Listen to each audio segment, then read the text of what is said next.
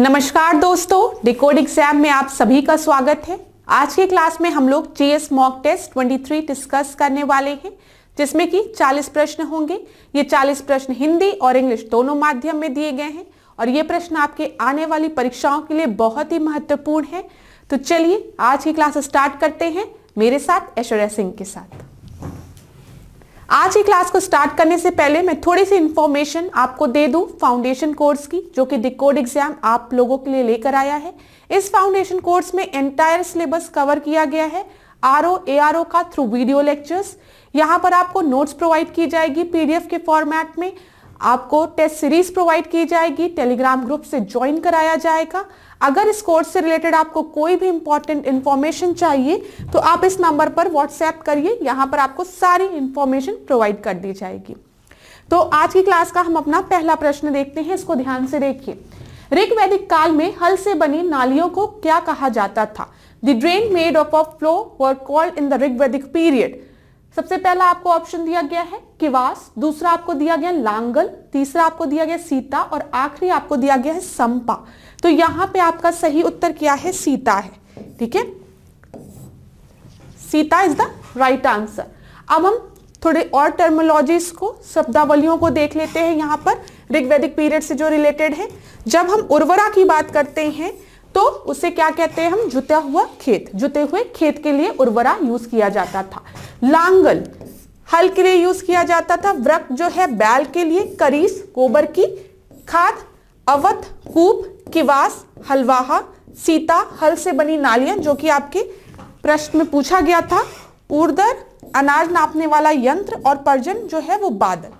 अब क्लास यहाँ पे जो भी टर्मिनोलॉजीज दी हैं वो आपको एक दिन में नहीं याद होगी अगर आप पहली बार पढ़ रहे हैं तो अब आप क्या करिए, आप इसका स्क्रीनशॉट ले लीजिए और इसको बाद में 2-3 बार देखिएगा, याद हो जाएगा। उर्वक आपको पता ही है, उर्वक से उर्वरा याद रखिए और उससे जुते हुए खेत याद रखिए। इस तरीके से आप चीजों को याद कर सकते हैं।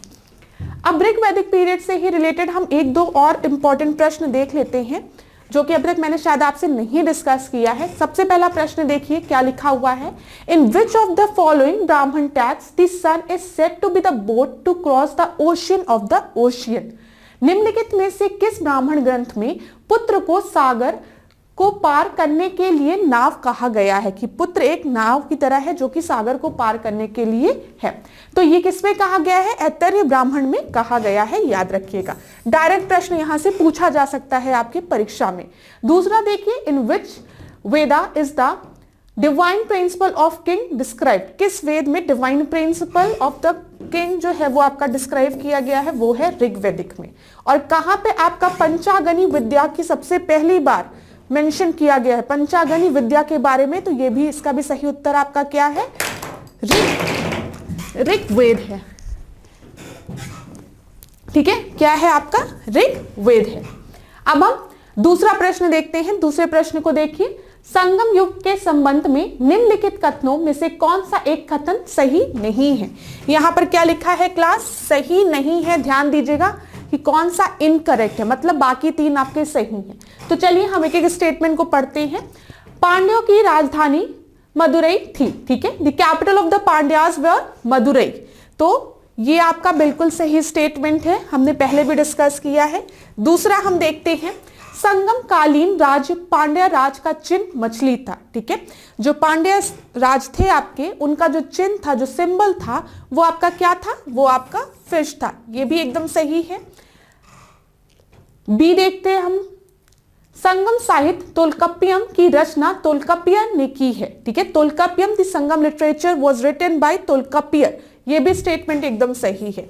मतलब आपका पहला स्टेटमेंट यहाँ पे सही होगा, उत्तर होगा। क्यों? क्योंकि यहाँ पे नॉट करेक्ट पूछा है। तो हम देख भी लेते हैं। प्रथम संगम की अध्यक्षता नकीरन ने की थी। जो first Sangam was presided by Nakkiran, ये गलत है। नकीरन ने जो थे आपके, उन्होंने थर्ड संगम को प्रिसाइड किया था। ठीक है, उसकी अध्यक्षता की थी।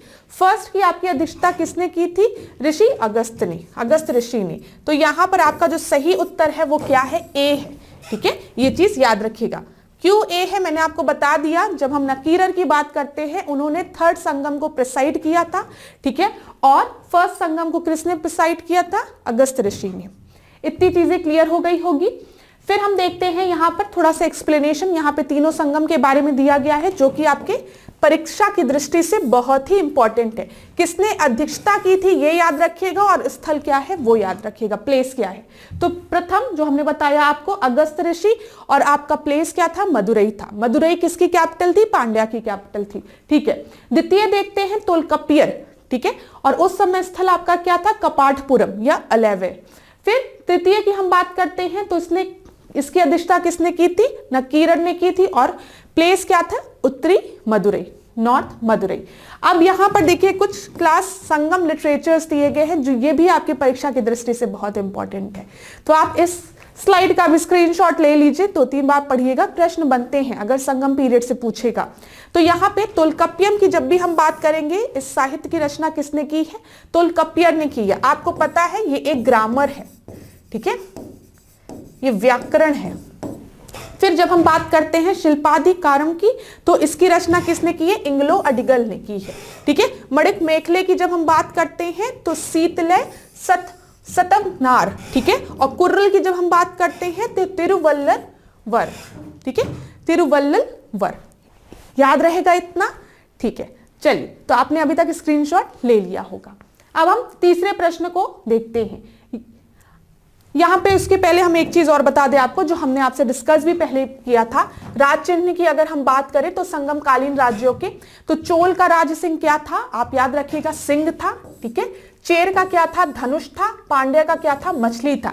एक बार परीक्षा में यह प्रश्न पूछा गया था, लेकिन इस प्रश्न को इस तरीके से ना पूछ के मैच द कॉलम के फॉर्म में दिया था, ठीक है। इधर आपके राज्यों के नाम दिए गए थे, इधर उनसे रिलेटेड चिन्ह के नाम दिए गए थे, और आपसे बोला गया था कि मैच करिए। तो अभी तो मैंने आपको इतना बता दिया। अगला प्रश्न हम देखते हैं, तीसरा प्रश्न। विजयनगर साम्राज्य के प्रशासन के संदर्भ में निम्नलिखित कथनों में से कौन सा कथन सही नहीं है, इनकरेक्ट पूछा है, ध्यान रखिएगा। तो सबसे पहले आपका दिया गया है विजयनगर साम्राज्य का शासन राजतंत्रात्मक था, ठीक है। The rule of Vijayanagar empire was monarchal, ठीक है। दूसरा आपको दिया गया है राजाभिषेक पद्धति के अनुरूप इस काल में राजाओं का भव्य राज अभिषेक किया जाता था, ठीक है। According to the coronation system during this period, the grand coronation of the king was done. Third statement, सम्राट सर्वोच्च न्यायाधीश होता था, the emperor was the supreme judge, और मंत्री परिषद का प्रधान अंतरिमार कहलाता था, the head of the council of the state were called अंतरिमार। तो यहाँ पे इनकरेक्ट बोला गया है विजयनगर एम्पायर से रिलेटेड। अच्छा, विजयनगर एम्पायर के फाउंडर कौन थे, हरिहर और बुक्का, ठीक है, याद रखिएगा, ये सब पूछता है। अब यहां पर देखिए क्लास, विजयनगर एम्पायर की जब हम आपसे बात कर रहे हैं तो ये भी स्टेटमेंट आपका एकदम सही है, ठीक है। एक तरीके की मोनार्की थी वहां पर, ठीक है। उनका जब राज्य अभिषेक किया जाता था तो बहुत धूमधाम से किया जाता था, ये भी स्टेटमेंट एकदम सही है। और आपके साम्राज्य का, ठीक है, सम्राट जो होता था वो सर्वोच्च न्यायाधीश होता था पूरे उसका, ठीक है, ये भी सही है। लेकिन यहाँ पे जब भी हम अंतरिमार का कहते हैं, अंतरिमार की बात करते हैं, तो ये आपके लोकल एडमिनिस्ट्रेशन से रिलेटेड थे। ग्राम, ये मतलब मेनली आपके ग्राम प्रधान हुआ करते थे, आप इस तरीके से इसको समझ सकते हैं। ये ग्राम प्रधान हुआ करते थे, ना कि मंत्री परिषद के मेंबर कहलाते थे। तो इनकरेक्ट पूछा है, तो डी आपका सही उत्तर होगा। चलिए, यहां पर आप लोग देख भी लीजिए, इसमें लिखा भी है, राज परिषद के पश्चात केंद्र में परिषद होती थी जिसका कि प्रमुख अधिकारी प्रधानी या महाप्रधानी कहलाता था, और अंतरिमार ग्राम प्रशासन का एक महत्वपूर्ण अधिकारी होता था। तो मैंने आपको बताया ना, ग्राम प्रशासन से रिलेटेड होता था। चलिए चौथे प्रश्न को देखते हैं। मुगल कालीन प्रसिद्ध महिलाओं के संदर्भ में निम्नलिखित युग्मों पर विचार कीजिए। तो यहां पर सबसे पहले आपको दिया गया है महामंगा, ठीक है, ये इन्होंने मदरसा ए बेगम की स्थापना की थी, ये चीज मैंने आपसे पहले डिस्कस भी की है। दूसरा आपका गुलबदन बेगम, इन्होंने हुमायूंनामा की रचना की थी। फिर आखिरी आपको दिया गया अस्मत बेगम, इत्र बनाने की विधि का आविष्कार इन्होंने किया है। तो ठीक है, महामंगा की जब हम बात करते हैं तो इन्होंने मदरसाए बेगम की स्थापना की थी, एकदम सही है। गुलबदन बेगम ने हुमायूंनामा की रचना की थी, ठीक है, और गुलबदन बेगम जो है वो हुमायूं की बहन थी, ये भी पता होना चाहिए। अस्मत बेगम जो है इन्होंने इत्र का आविष्कार किया था। तो यहाँ पे सारे ही ऑप्शन आपके सही हैं, डी जो है वो सही उत्तर है। देखिए क्लास, मैं आपको उत्तर बता देती हूं, लेकिन अगर आप लोग टेस्ट दे रहे हैं तो आप ये भी काम कर सकते हैं, वीडियो पॉज करके अपना आंसर लिख लीजिए, उसके बाद देखिए कि आपका आंसर सही है कि नहीं है। ठीक है, और जो भी चीज एक्सप्लेनेशन में आपको बताई जा रही वो एक एक पॉइंट आपके परीक्षा की दृष्टि से बहुत महत्वपूर्ण है। तो ऐसे मत सोचिएगा कि क्वेश्चन को सॉल्व किया, काम खत्म। अब हम 5वें प्रश्न को देखते हैं। निम्नलिखित में से कौन सा कथन सही है? ठीक है, सही है बोला गया है, ध्यान दीजिएगा। अभी तक हम इनकरेक्ट कर रहे थे, ये पहला प्रश्न है जिसमें कि आपसे पूछा गया है कौन सा स्टेटमेंट आपका सही है। तो हम देखते हैं, पहला दिया गया है पानीपत के तीसरे युद्ध में मराठों को अंग्रेजों ने हराया। ठीक है, the Marathas were defeated by the British in the third battle of Panipat. दूसरा आपको दिया गया है सर्वप्रथम ईस्ट इंडियन कंपनी ने जहांगीर के दरबार में कैप्टन हॉकिंस को भेजा था। ठीक है, the first East Indian Company send captain Hawkins to the court of Jahangir. मतलब मेनली कहा गया है कि जहांगीर के समय जहांगीर के कोर्ट में सबसे पहले ईस्ट इंडियन कंपनी की तरफ से कैप्टन हॉकिंस को भेजा गया था। ये है आपका। तीसरा आपका है तालिकोटा का प्रसिद्ध युद्ध 1526 में हुआ था, 1526 में हुआ था। और आखिरी आपको दिया गया है मध्यकाल में सर्वप्रथम भारत से व्यापार संबंध स्थापित करने वाले आपके अंग्रेज थे। तो मैं आपको यहां पर सही उत्तर बताती हूं कि जो बी है वो आपका सही उत्तर है, क्योंकि ये करेक्ट है। ईस्ट इंडियन कंपनी की तरफ से सबसे पहले कैप्टन हॉकिंस को भेजा गया था जहांगीर के दरबार में, इसमें कोई भी संशय नहीं है। यहां पर आपका गलत क्या है, the Maratha were defeated by British in third battle of Panipat. नहीं, थर्ड बैटल ऑफ पानीपत में ब्रिटिश से नहीं, ये आपके किससे हुए थे? अफगान से। ठीक है, फिर उसके बाद the famous battle of Talikota was took place in 1526। नहीं, ये 1565 में। ठीक है, और the British were the first to establish the trade relation with India in the medieval period. नहीं, British were not the first one, यहाँ पे आपके पोर्टुगीज थे। ठीक है, जो पुर्तगाली थे, उन्होंने सबसे पहले व्यापार संबंध स्थापित किया था। तो यहाँ पर एक्सप्लेनेशन में आपको दिया भी है, देखिए क्या दिया गया है। जो आपका पानीपत का जो तीसरा युद्ध था, अब आप क्या करोगे? अब आपके लिए होमवर्क ये है कि पानीपत के प्रथम और दूसरा युद्ध जो लड़ा गया था वो किस ईयर में लड़ा गया था और किसके किसके बीच लड़ा गया था, इसका उत्तर आप मुझे कमेंट बॉक्स में दीजिए। ठीक है, थोड़ा सा क्लास को इंटरेक्टिव ऐसे ही बनाएंगे जब आप कमेंट बॉक्स में एक्टिव रहेंगे। तो यहां पे देखिए, पानीपत का तीसरा युद्ध आपका 1761 में हुआ था। किसके किसके बीच में? मराठों व अफगान शासक अहमद शाह अब्दाली के बीच में। और आपको पता है कि मराठा इसमें हार गए थे, इसमें मराठों को हार का सामना करना पड़ा था। ठीक है, फिर इसके बाद हमने आपको बताया कि ईस्ट इंडियन कंपनी ने 1618 में किसको भेजा था? कैप्टन हॉकिंस को मुगल दरबार में भेजा था। और उस समय मुगल दरबार में कौन था? जहांगीर था। फिर अच्छा क्लास, एक प्रश्न यहाँ पे और बनता है, मुझे ऐसे याद आ रहा है कि जब ईस्ट इंडियन कंपनी का एस्टैब्लिशमेंट हुआ था तो उस समय भारत में किसका शासन था? किस मुगल एम्परर का शासन था? अभी मैंने ये नहीं बोला कि ईस्ट इंडियन कंपनी के किसी दूत को भेजा गया, मैंने बस आपसे ये बोला है कि जब इंग्लैंड में ईस्ट इंडियन कंपनी आपकी बन रही थी उस समय भारत में किस मुगल एम्परर का शासन था? इसका उत्तर आप मुझे कमेंट बॉक्स में दीजिए। थोड़ा सा ऊपर जाएंगे, जहांगीर के पहले आपको उत्तर मिल जाएगा, हिंट भी मैंने आपको दे दिया। अब तालिकोटा का जो युद्ध है वो विजयनगर व बहमनी राज्यों के मध्य हुआ था। और कब हुआ था? 1565 में, जैसे मैंने आपको बताया है। ठीक है, और यहाँ पे भारत में व्यापार लाने के लिए किसे जाना जाता है? पुर्तगालियों को जाना जाता है। ये सब चीजें हमने आपसे डिस्कस की है। चलिए अगला प्रश्न हम देखते हैं, 6वां प्रश्न। निम्नलिखित में से सबसे पहले क्या घटित हुआ है? ये प्रश्न है। तो यहाँ पे आपका दिया गया establishment of Kolkata by Job Charnock द्वारा कोलकाता की स्थापना। फिर दूसरा है वांडीवॉस का युद्ध। फिर तीसरा है आपका फ्रेंच ईस्ट इंडियन कंपनी की स्थापना, एस्टैब्लिशमेंट। और आखिरी आपका दिया गया बंगाल में वैध शासन की शुरुआत, द बिगनिंग ऑफ डायरकी इन बंगाल। तो चलिए हम इसको एक बार देख लेते हैं। यहाँ पर देखिएगा ध्यान से आप लोग। Establishment of Kolkata by Job Charnock जो है वो 1690 है आपका। ठीक है, ये वांडीवॉश का युद्ध आपका कब हुआ है? 1760 में। ठीक है, और ये आपका कब हुआ है? 1664 में, establishment of French east Indian company. और ये आपका है 1765 में, बिगनिंग ऑफ डायरकी इन बंगाल। तो यहाँ पे देख लीजिए सबसे पहले घटना आपकी कौन सी हुई है, establishment of east Indian company, फ्रांसीसी ईस्ट इंडियन कंपनी की स्थापना। तो यहाँ पे सही उत्तर आपका क्या हो जाएगा, सी हो जाएगा। व्याख्या में हम देख भी लेते हैं, व्याख्या में आपको सही उत्तर क्या दिख रहा है, सी दिख रहा है। देखिए जो चीज मैंने आपको बताई है, जॉब चरनॉक द्वारा कोलकाता की स्थापना 1690 में की गई, ठीक है। वांडी वॉश का युद्ध आपका कब लड़ा गया है, 1760 में। फ्रांसीसी ईस्ट इंडियन कंपनी की स्थापना कब हुई है, 1664 में, ठीक है। और फिर उसके बाद मैंने आपको बताया यहाँ पे बंगाल में द्वैत शासन की शुरुआत कब की गई है, 1765 में। तो इतनी चीजें आप याद रखेंगे। चलिए हम 7th क्वेश्चन को देखते हैं। हिंदी पैट्रियट समाचार के संपादक कौन थे, the editor of Hindu patriot newspaper. पहला आपको दिया गया गणेश शंकर विद्यार्थी, दूसरा हरीश चंद्र मुखर्जी, तीसरा जवाहरलाल नेहरू और आखिरी आपको दिया गया है सुरेंद्र नाथ बनर्जी।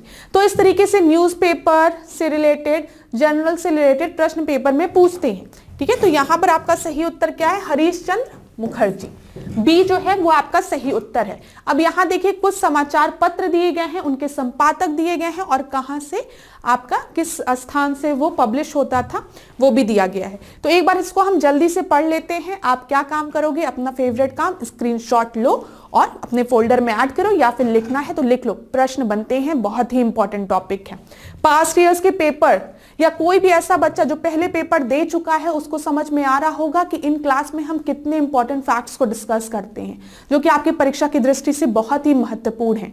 और मैं ज्यादा इसलिए नहीं उसको डिस्क्राइब करती हूँ क्योंकि मुझे आपका समय भी बचाते हुए चलना है ना, तो इसीलिए आप इसको स्क्रीनशॉट ले लो। मैं एक बार आपको बता देती हूँ। स्टेटमेंट रॉबर्ट नाइट, ठीक है, जो इंपॉर्टेंट होगा वो मैं बोल दूंगी आपसे। अमृत बाजार पत्रिका, ठीक है, इसके संपादक आपके कौन है, मोतीलाल घोष, ठीक है। सोम प्रकाश ईश्वर चंद्र विद्यासागर, फिर हिंदू वीर राघवचारी, केसरी तिलक, केसरी और मराठा किसका है ये याद रखना, तिलक का, ठीक है। फिर उसके बाद हिंदू महादेव गोविंद राणे, बंगाली सुरेंद्र नाथ बनर्जी, भारत मित्र बाल मुकुंद गुप्ता।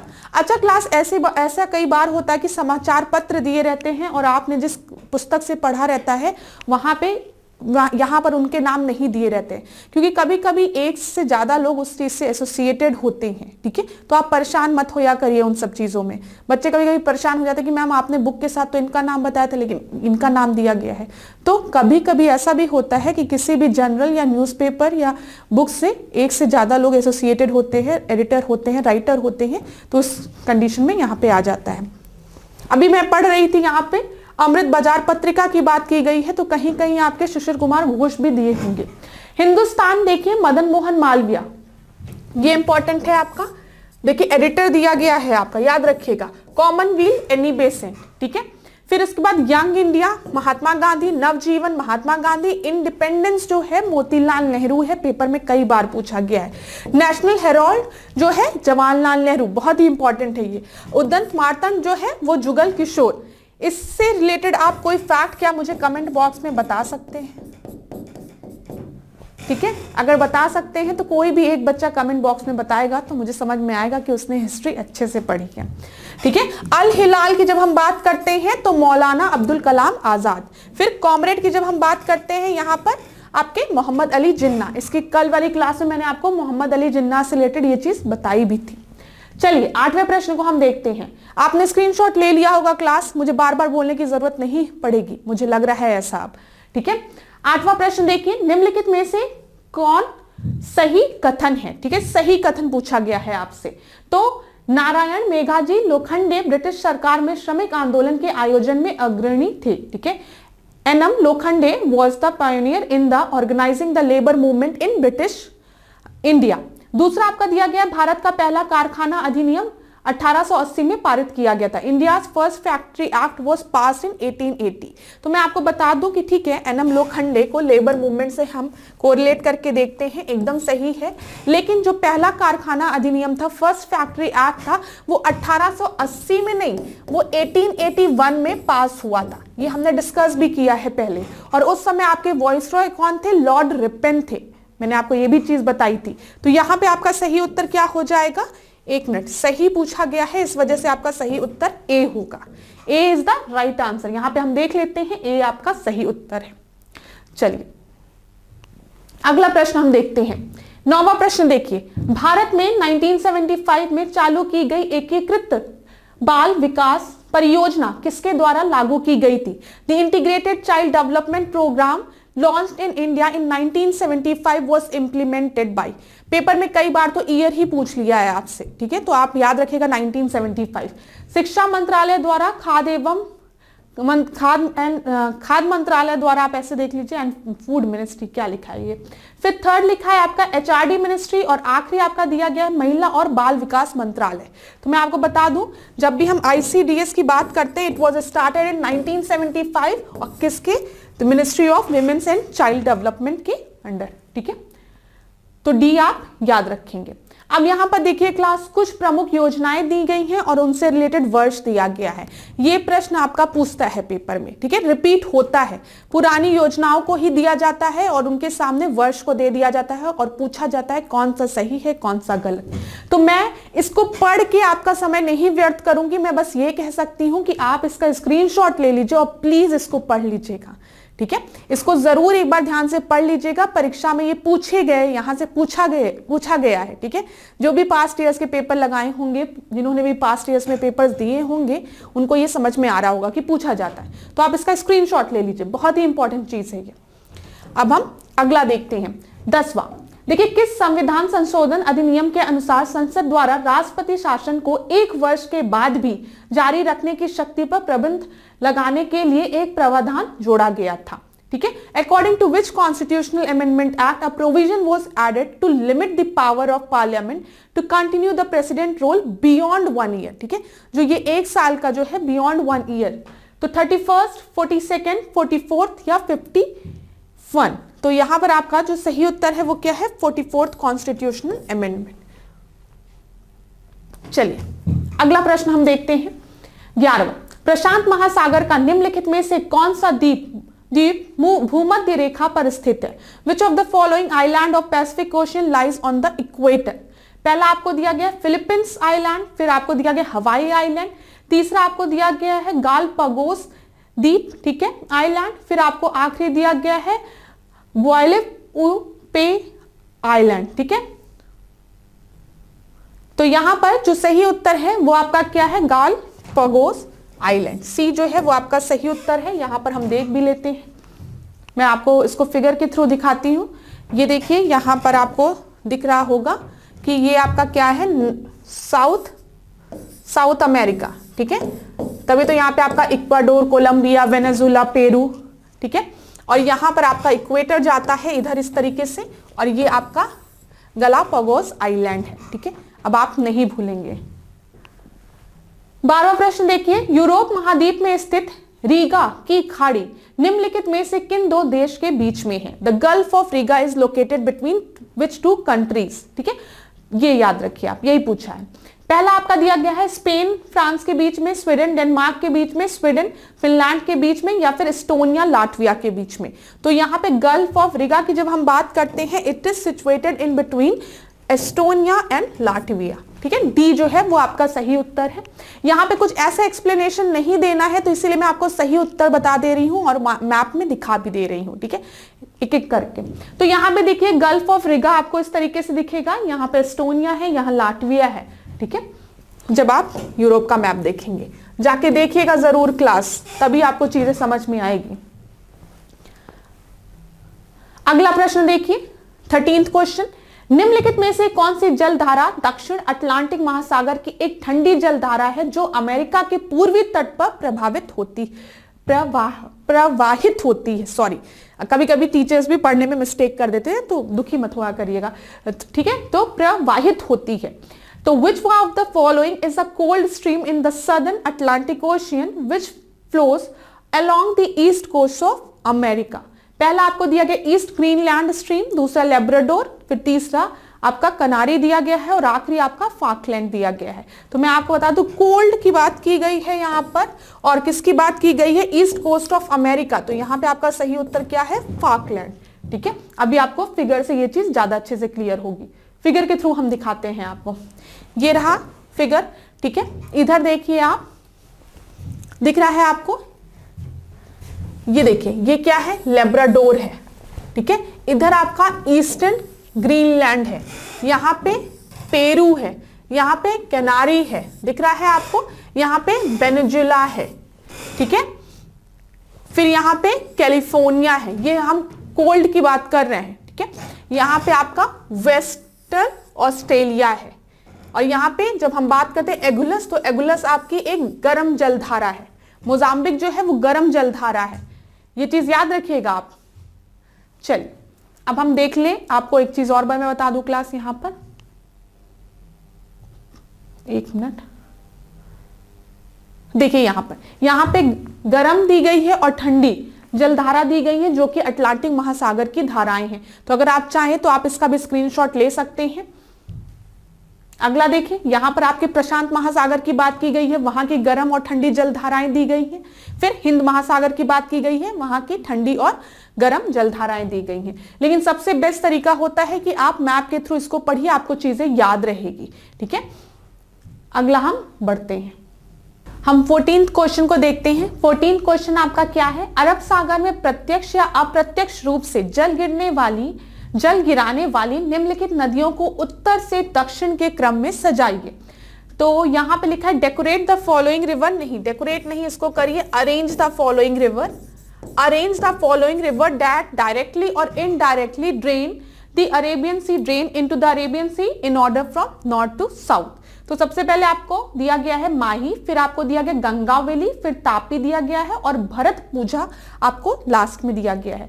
तो यहाँ पे जो सबसे आपका सही स्टेटमेंट होगा, सबसे पहले माही होगा, फिर उसके बाद तापी होगा, फिर आपका गंगावेली होगा, फिर आखिरी में भरतपुझा होगा, ठीक है। ये गंगावेली और ये आपके कर्नाटका की तरफ फ्लो करते हैं, मतलब साउथ की तरफ।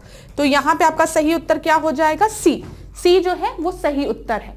अब क्लास देखिए, यहाँ पे सी सही उत्तर है। यहाँ पे कुछ और नदियां देख लेते हैं हम, जैसे लूनी की अगर हम बात करें, लूनी रिवर की, तो यहाँ पे ये याद रखिएगा आप कि ये जो है वो राजस्थान के अरावली श्रेणी से निकलती है लूनी रिवर, ठीक है। और फिर कच्छ के रन तक जाते जाते ये विलीन हो जाती है, विलुप्त हो जाती है, ठीक है, ये याद रखिएगा।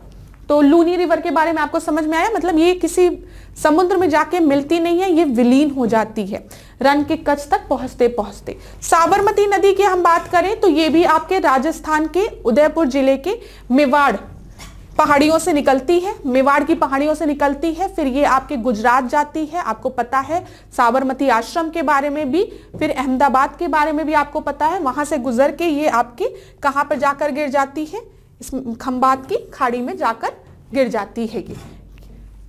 अगला हम देखते हैं माही नदी की बात करते हैं। तो सबसे पहला इंपॉर्टेंट फैक्ट आप माही नदी के बारे में क्या याद रखेंगे, कर्क रेखा को 2 बार कौन सी रिवर काटती है, ठीक है। ट्रॉपिक ऑफ कैंसर को कौन सी रिवर जो है वो 2 बार काटती है, वो आपकी है माही रिवर, याद रखिएगा। और ये माही रिवर आपके 3 राज्यों से होकर गुजरती है, मध्य प्रदेश, ठीक है, राजस्थान और गुजरात।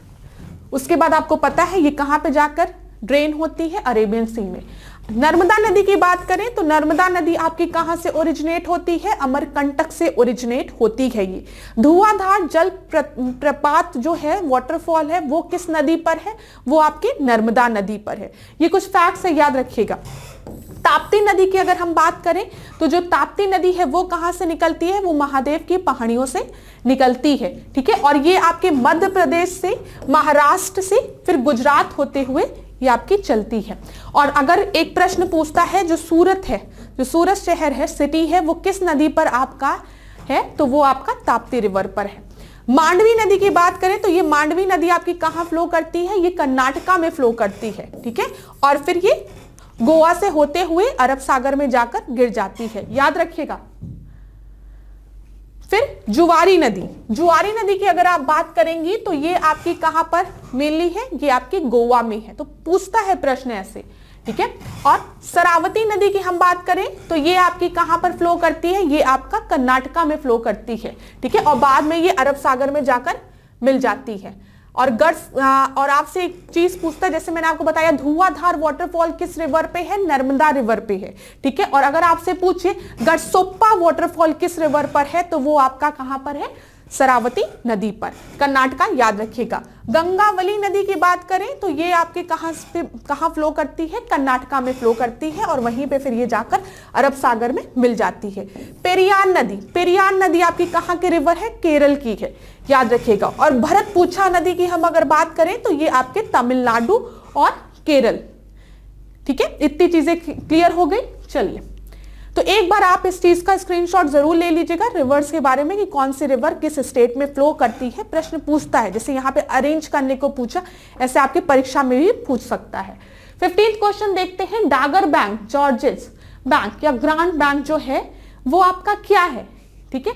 ये आपका वर्ल्ड बैंक की ब्रांचेस है, लो इंटरेस्ट लेंडिंग इंस्टीट्यूट है, टाइडल पावर प्लांट है या फिर फिशिंग सेंटर है। तो मैं आपको बता दूं ये आपका क्या है, ये आपका फिशिंग सेंटर है। अभी थोड़ी देर पहले हम लोग ने गर्म धारा और ठंडी धाराओं के बारे में पढ़ा ना, कोल्ड ओशन करंट और आपका हॉट ओशन करंट, ठीक है, तो वार्म ओशन करंट मेनली। तो एक चीज याद रखिएगा, जहां पर भी कोल्ड ओशन करंट और वार्म ओशन करंट आकर मिलती हैं वो ऐसे स्पॉट्स होते हैं जहां पर फिशिंग सेंटर्स बनाए जाते हैं, मछलियां वहां ज्यादा मात्रा में पाई जाती है, ऐसे मैंने आपको बता दिया। चलिए 16 प्रश्न को देखते हैं। पश्चिमी घाट का पश्चिमी ढाल, उड़ीसा तट व शिलोंग पठार पर किस प्रकार की मिट्टियां सर्वाधिक पाई जाती हैं, ठीक है। पश्चिमी घाट के पश्चिमी ढाल पे, मतलब उड़ीसा उस तरफ के रीजन्स की बात कर रहा है। Which type of the soil are most commonly found on the western slope of the western Ghat, the Orissa coast and the Shillong plateau. तो यहाँ पे आपका दिया गया लेटराइट सॉइल, फिर रेड सॉइल, फिर जलोढ़ मिट्टी, फिर काली मिट्टी। तो मैं आपको बता दूं यहाँ पे आपका सही उत्तर क्या है, लेटराइट सॉइल, ठीक है, लेटराइट सॉइल। जो ब्लैक सॉइल है ये आपके महाराष्ट्र साइड में पाई जाती है। एलुवियल सॉइल आपको पता है जो गंगा रीजन है, गैंगेटिक रीजन है, वहां पे आपके जलोढ़ मिट्टी पाई जाती है। तो यहाँ पे आपका सही उत्तर क्या है, ए। चलिए अगला प्रश्न हम देखते हैं 17। निम्नलिखित में से किस महारत्न कंपनी का मुख्यालय नई दिल्ली में नहीं है, ठीक है। याद रखिएगा, विच of the following Maharatna company is not, its headquarter is not in new Delhi, ठीक है। पहला आपको दिया गया है इंडियन ऑयल कॉर्पोरेशन लिमिटेड, दूसरा आपको दिया गया नेशनल थर्मल पावर प्लांट, तीसरा आपको दिया गया oil and natural gas corporation ONGC और आखिरी आपको दिया गया कोल इंडिया लिमिटेड। तो यहां पे किसका हेडक्वार्टर आपका नई दिल्ली में नहीं है, वो है आपका ONGC का, ठीक है। सी जो है वो आपका सही उत्तर है, देखिए सी आपका सही उत्तर है। चलिए 18वां प्रश्न देखिए। निम्नलिखित जल विद्युत परियोजनाओं पर विचार कीजिए। यहाँ पे हाइड्रो इलेक्ट्रिक प्रोजेक्ट की बात की गई है। चुटक परियोजना सुरू नदी पर है और ताला परियोजना वांगचू नदी पर है। तो यहां पर बता दूं मैं क्लास, आप लोग वीडियो पॉज करके आंसर दीजिए। अच्छा, अगर ऐसा लग रहा हो कि मैम बड़ी जल्दी जल्दी आंसर बता रही है तो वीडियो को पॉज करके आंसर दे लो। अब तो टेक्नोलॉजी ने इतना अच्छा कर दिया है कि टीचर की स्पीड बच्चे अपने अनुसार सेट कर सकते हैं, बड़ा अच्छा चीज है ये ना, *2 *1.5 या फिर धीमा कर लो, पॉज कर लो। तो यहाँ पर जो आपका सही उत्तर है वो क्या है, ये डी है, ठीक है। D is the right answer. जो चुटक प्रोजेक्ट है, जो चुटक परियोजना है वो सुरू नदी पर ही है आपका, और ताला परियोजना आपका वांगचू नदी पर है। सी जो आपका है वो सही उत्तर है, हमने अभी डिस्कस किया आपसे।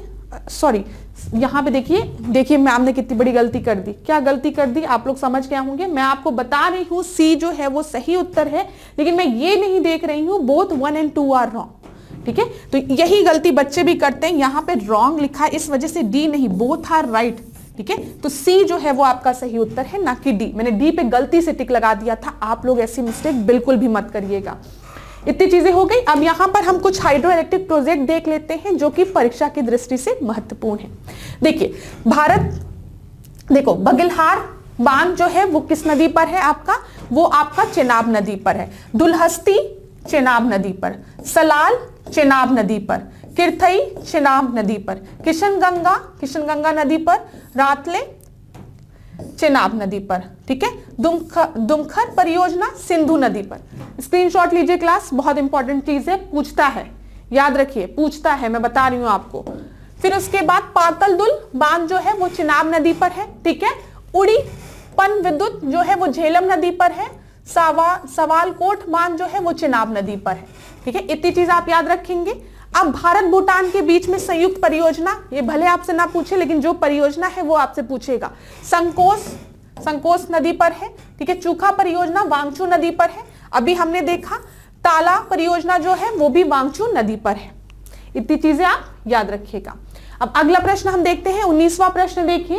तारे अपनी ऊर्जा प्राप्त करते हैं। ठीक है, तारे जो है, दो स्टार है, दे गेट्स देयर एनर्जी किसके द्वारा? न्यूक्लियर फ्यूजन द्वारा, ग्रेविटेशनल कॉन्ट्रैक्शन द्वारा, जिसको कि गुरुत्वीय संकुचन कहते हैं, नाभिकीय संगलन कहते हैं, और आखिरी आपका दिया है नाभिकीय विखंडन, न्यूक्लियर फिजन। तो मैं आपको बता दूं, कई बार प्रश्न में सीधे सन पूछ लेता है। सन भी आपका एक स्टार है।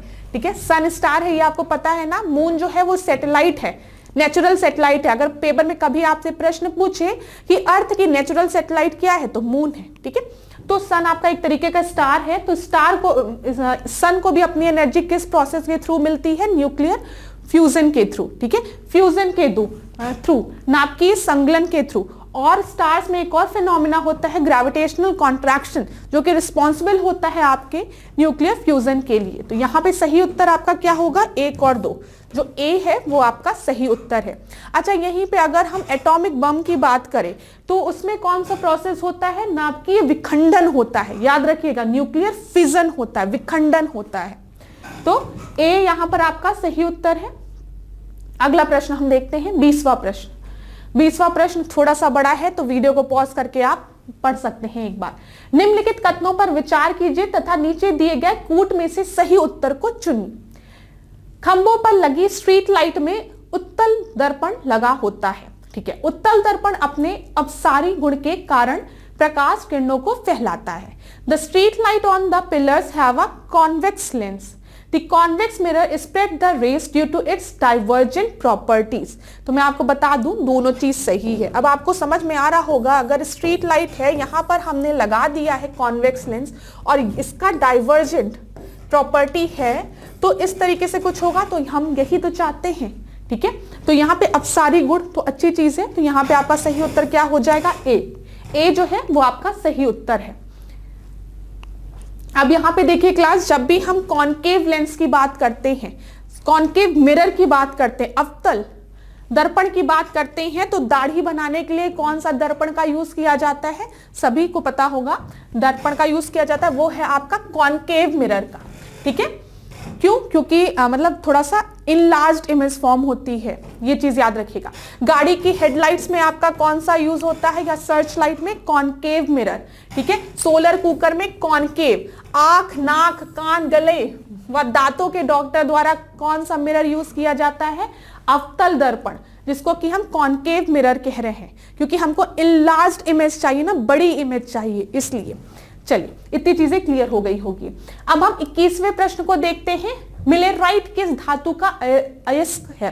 ठीक है, millerite is the ore of which metal?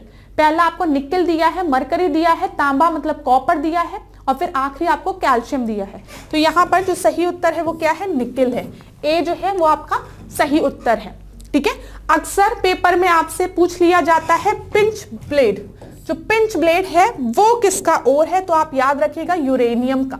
ठीक है, पेपर में ये पूछा गया है, इसलिए मैं आपको बता रही हूँ। लोहे का तो बहुत कॉमन होता है, हेमेटाइट पूछ लेता है। ठीक है, मैग्नेटाइट होता है, लेमोनाइट होता है, ये सब किसका ओर होता है? लोहे का होता है। बॉक्साइड पूछता है कि बॉक्साइड में आपके क्या प्रेजेंट होते हैं, तो आप याद रखोगे एल्यूमिनियम। ठीक है, याद रहेगा। ठीक है, इसके बाद सिनेमार। सिनेमार पेपर में कई बार पूछा गया है, ये किसका ओर है? ये आपका मरकरी का ओर है। याद रखिएगा क्लास, जो पूछा गया है वो चीज मैं यहां पर टिक लगा रही हूं, ये बहुत ही इंपॉर्टेंट चीज है। इसके बाद आपसे पूछा जाता है जिंक के बारे में। ठीक है, तो पूछा जाता है जिंक ब्लेड, ठीक है, या जिंकाइट किसका है? तो जिंक का है। इतना चीज आप याद रखिएगा, और तो मुझे नहीं लगता है, इतना तो पूछा ही गया है। हाँ, ये भी पूछा गया, गैलेना जो है वो किसका है? शीशे का है। तो इसको मैं थोड़ा रब कर दूं, और आपसे मैं रिक्वेस्ट करूंगी आप क्या करो क्लास, इसका स्क्रीनशॉट ले लो। ये एक इंपॉर्टेंट चीज है, यहां से यहां तक ये एक इंपॉर्टेंट चीज है, आप इसको पढ़ लो। और जो चीज मैंने हाईलाइट की थी उसको तो जरूर पढ़ना, वो तो पूछा ही जाता है। 22वें प्रश्न को देखिए, सजीवों में जन्म और विकास के संदर्भ में निम्नलिखित युग्मों पर विचार कीजिए। ठीक है, मुकुलन अमीबा की जनन प्रक्रिया है, विखंडन हाइड्रा की जनन प्रक्रिया है। ठीक है, तो एक तरीके से हम जनन प्रक्रिया की बात कर रहे हैं और बोले हैं इसको मुकुलन मतलब बडिंग, इसको कर लीजिए बडिंग, और विखंडन मतलब यहां पे बाइनरी फ्यूजन आपको मिलेगा।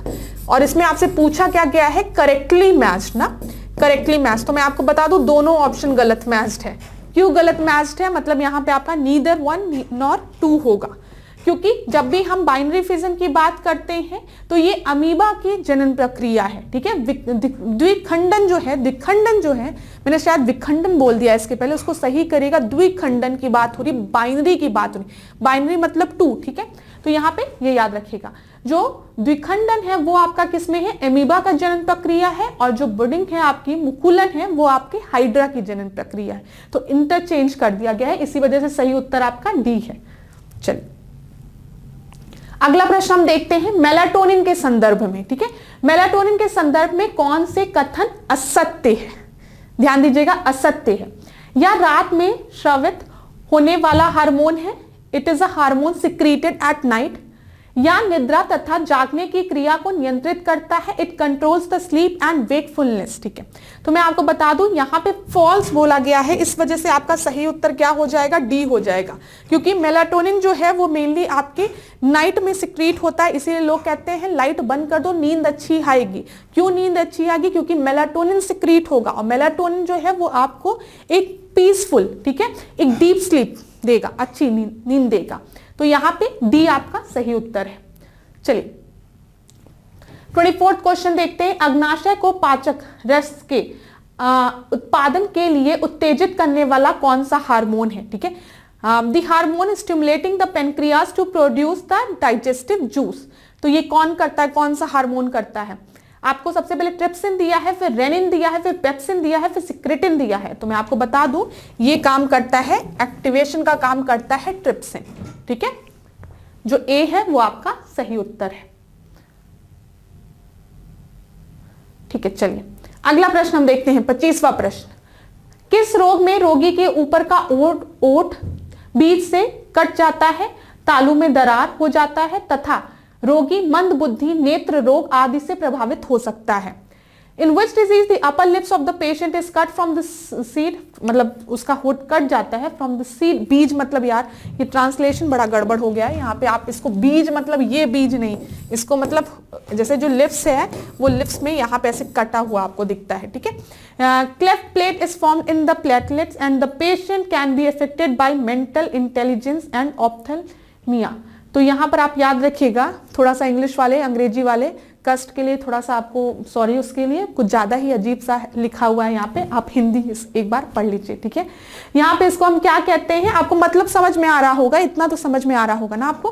तो आपका क्या दिया है, टर्नर सिंड्रोम, फिर आपका दिया गया है क्लीनेफेल्टर सिंड्रोम, फिर डाउन सिंड्रोम, और आखिरी आपको दिया है पटाऊ सिंड्रोम। तो ये मेनली आपका क्या होता है, पटाऊ सिंड्रोम। डी जो है वो आपका सही उत्तर है। चलिए 26वां प्रश्न देखिए, 1773 के रेगुलेटिंग एक्ट के संबंध में निम्नलिखित कथनों पर विचार कीजिए। With regards to the regulating act of 1773, consider the following statement. इस एक्ट के द्वारा बंगाल के गवर्नर को बंगाल का गवर्नर जनरल पद नाम दिया गया। ठीक है, इस एक्ट के तहत कोलकाता में एक उच्चतम न्यायालय की स्थापना की गई, जिसके के मुख्य न्यायाधीश और 3 न्यायाधीश थे। और आखिरी है आपका, इसने भारत में ईस्ट इंडियन कंपनी के व्यापार एकाधिपत्य को चाय का व्यापार तथा चीन के साथ व्यापार को छोड़कर समाप्त कर दिया। अच्छा, तो मैं आपको बता दूं 1773 की जब हम बात करते हैं तो ये जो मोनोपोली को एंड करने की बात की गई है, जो ट्रेड मोनोपोली थी ईस्ट इंडियन कंपनी की, उसको एंड करने की बात किसमें की गई थी, 1813 में की गई थी। ठीक है, 1813 का जो चार्टर एक्ट आया था उसमें बोला गया था जो ट्रेड मोनोपोली है ईस्ट इंडियन कंपनी की उसको खत्म कर दिया जाएगा। लेकिन अभी भी जो मोनोपोली थी वो चाय में थी। ठीक है, और ट्रेड विथ चाइना आपकी कंटिन्यू थी 1813 में। लेकिन ये मोनोपोली भी 1833 में ले जाकर खत्म कर दी गई। ये चीज याद रखिएगा, 1813 में जो ट्रेड मोनोपोली थी ईस्ट इंडियन कंपनी की, उसको खत्म किया गया, बट दो ट्रेड ऑफ टी, चाय का व्यापार, और ट्रेड विद चाइना, इसमें अभी भी उनकी मोनोपोली थी, जो कि पूरी तरीके से आपकी खत्म कर दी गई थी 1833। इतनी चीजें क्लियर हो गई होगी। तो यहाँ पे जो थर्ड पॉइंट है वो आपका एकदम गलत है, ठीक है। सुप्रीम कोर्ट का स्टैब्लिशमेंट हुआ है रेगुलेटिंग एक्ट से, ये आपको पता है।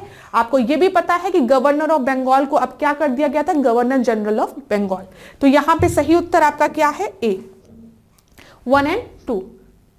चलिए अगला प्रश्न हम देखते हैं, 27वां प्रश्न। विधानमंडल के किसी सदस्य की सदस्यता तब समाप्त समझी जाती है जब वह डैश की अवधि तक सदन की अनुज्ञा के बिना उसके सभी अधिवेशनों से अनुपस्थित रहता है, मतलब एब्सेंट रहता है। बोला गया है कि जो मेंबरशिप है मेंबर ऑफ लेजिस्लेचर की, वो कब आपकी खत्म कर दी जाती है, अगर वो बिना बताए इतने दिन तक, मतलब ये हम आंसर बताएंगे, प्रेजेंट नहीं रहता है, बिना कोई परमिशन लिए वो एब्सेंट रहता है। तो यहाँ पे जो सही उत्तर है वो आपका है ए, 2 मंथ, क्योंकि ये 60 डेज के लिए होता है, ठीक है। तो 60 डेज को अगर हम देखें तो 2 मंथ आपका हो जाएगा। तो अगर 60 डेज तक कोई ये ना बताए कि रीजन क्या है हमारे एब्सेंट होने का, तो उस केस में उसको टर्मिनेट किया जा सकता है, उसको हटाया जा सकता है। अनुच्छेद देख लीजिए 101 के 4 भाग में और 190 के 4 में। 28वां प्रश्न देखिए, निम्नलिखित कथनों पर विचार कीजिए तथा नीचे दिए गए कूट से सही उत्तर को चुनिए। भारत एक लोकतांत्रिक देश है, ठीक है।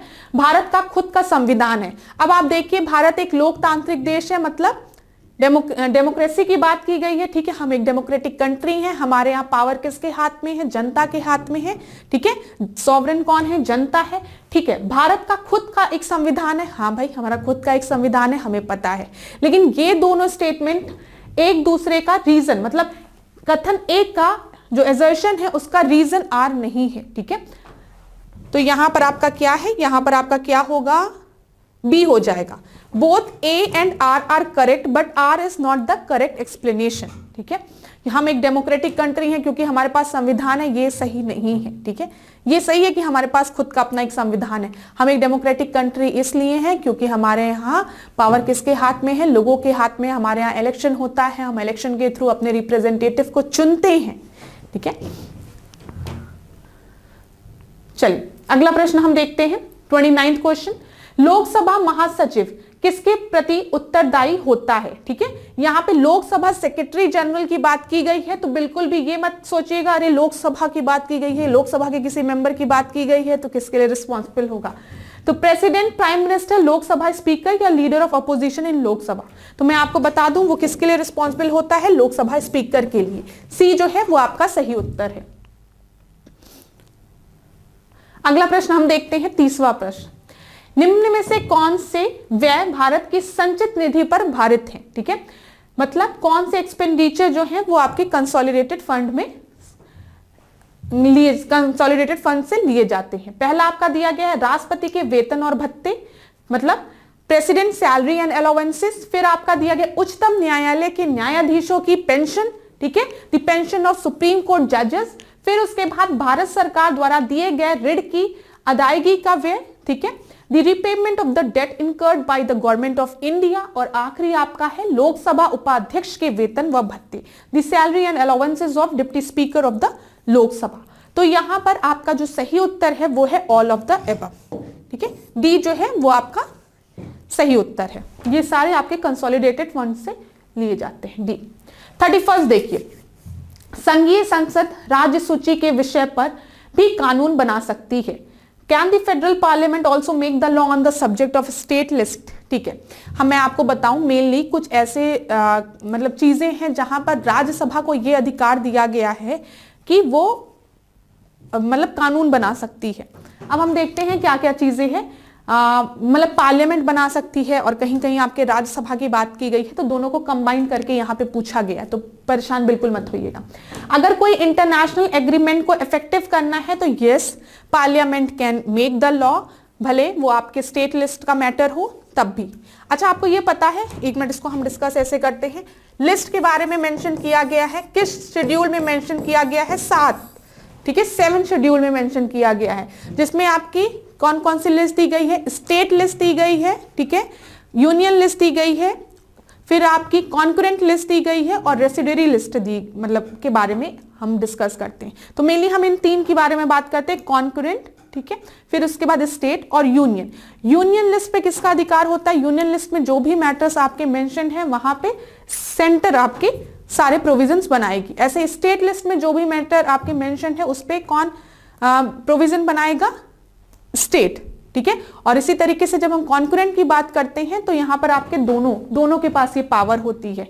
लेकिन कभी कभी ऐसा होता है कि parliament can make the law on the subject of the state list. वो कब कब होता है, to make the international agreement effective, ठीक है, इंटरनेशनल एग्रीमेंट इफेक्टिव कोई भी करना है तो अंतरराष्ट्रीय समझौता को प्रभावी बनाना है तो बना सकती है, ठीक है, with the consent of the state. अगर स्टेट खुद कहे कि हम चाहते हैं कि सेंटर हमारे लिए रूल्स बनाए तो वो भी सही है, ठीक है। In the state of the president rule in the state, आपको पता है अगर राष्ट्रपति शासन लगा दिया जाए तो उस कंडीशन में भी parliament can make the law on the state list, ठीक है। और in the national state, in national interest, when the Rajya Sabha passes a resolution for this by 2/3 of the majority. अगर राज्यसभा ये अधिकार दे बाय 2/3 मेजोरिटी से ये चीज पास करे कि जो पार्लियामेंट है, जो सेंटर है, वो स्टेट लिस्ट पे कोई प्रोविजन बना सकता है तो उस कंडीशन में भी। तो यहां पर 1 2 3 4 आपका सही है, तो डी जो है वो आपका सही उत्तर है।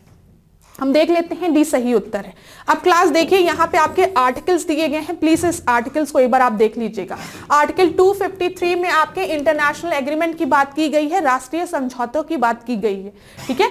252 में आपके क्या बात की गई है, अगर स्टेट का कंसेंट हो, ठीक है, राज्य की सहमति हो। 357 आपको पता है, 356 आपका प्रेसिडेंट रूल है तो उसमें दिया गया है 357 में जब प्रेसिडेंट रूल लगा रहता है। फिर उसके बाद 249 की जब हम बात करते हैं तो उसमें क्या है, जब राज्यसभा ये कहे, जब राज्यसभा 2/3 बहुमत से इस प्रस्ताव को पारित करे। लेकिन यहां पे ये याद रखिएगा, राष्ट्रीय हित में, नेशनल इंटरेस्ट में, 2 नेशनल इंटरेस्ट को बहुत इलेबोरेट नहीं किया गया, डिस्क्राइब नहीं किया गया है, लेकिन नेशनल इंटरेस्ट लिखा हुआ है। चलिए, बहुत लंबा हो जाता है कभी कोई चीजें बच्चों को समझाने में, तो आप लोगों को समझाने में अच्छा कभी कभी ये भी दिक्कत आती है बच्चे और स्टूडेंट, तो देख लीजिएगा। 32 क्वेश्चन को हम देखते हैं। यहाँ पे सूची 1 दी गई है, सूची 2 दिया गया है, तो हम देखते हैं यहाँ पे जो सही उत्तर है वो आपका क्या होगा, वो आपका होगा सी, ठीक है। जब हम चावल की बात करते हैं तो हम ग्रामीणी की बात करते हैं, जब हम तिल की बात करते हैं तो हम पेरेलिसिस की बात करते हैं, जब हम सरसों की बात करते हैं तो हम क्रिसिफेरी की बात करते हैं, और जब हम सूरजमुखी की बात करते हैं तो कंपोजिटी की बात करते हैं, ठीक है। तो यहां पर आपका सही उत्तर क्या है, सी है 32 का।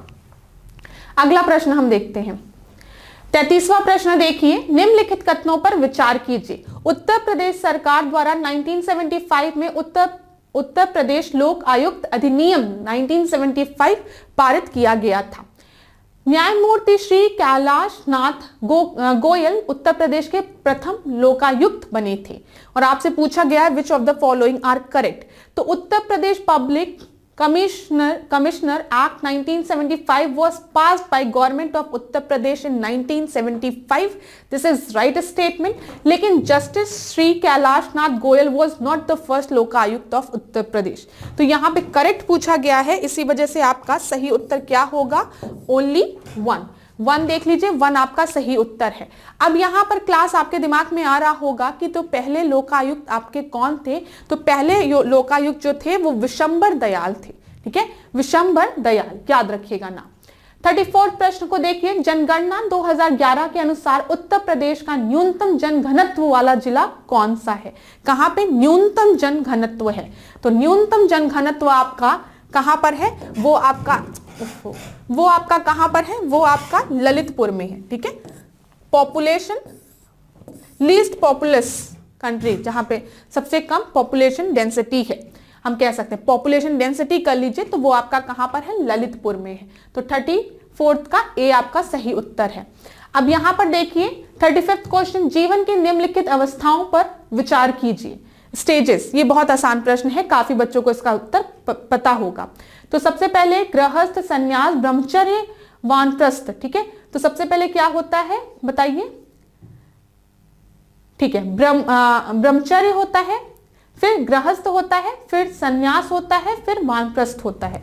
तो यहां पर 2 सबसे पहले होगा, फिर गृहस्थ जीवन आएगा, फिर वानप्रस्थ जीवन आएगा, फिर आपका संन्यास आएगा। जो सी है वो आपका सही उत्तर है। ठीक है, देखिए ब्रह्मचर्य, गृहस्थ, वानप्रस्थ, फिर संन्यास। आखिरी में इंसान एकदम संन्यास ले लेता है। और अभी तो बच्चे पढ़ते पढ़ते इतने फ्रस्ट्रेट हो जाते हैं कि वो रह रह के कहते हैं मुझे संन्यास लेना है। तो नहीं भाई, अभी आप लोगों का कौन सा जीवन चल रहा है यहाँ पे? ये वाला। और कुछ लोग गृहस्थ जीवन में भी तैयारी कर रहे हैं, कोई दिक्कत नहीं है। चलिए 36 प्रश्न को हम देखते हैं। निम्नलिखित में से कौन सा नारा एक उदारवादी नेता द्वारा दिया गया था? ठीक है, उदारवादी नेता की बात की गई है। सत्यमेव जयते, go back to Simon commission, इनकलाब जिंदाबाद, या नन ऑफ द अबव। तो यहां पे जो सही उत्तर है वो आपका है ए। ठीक है, ए आपका सही उत्तर है।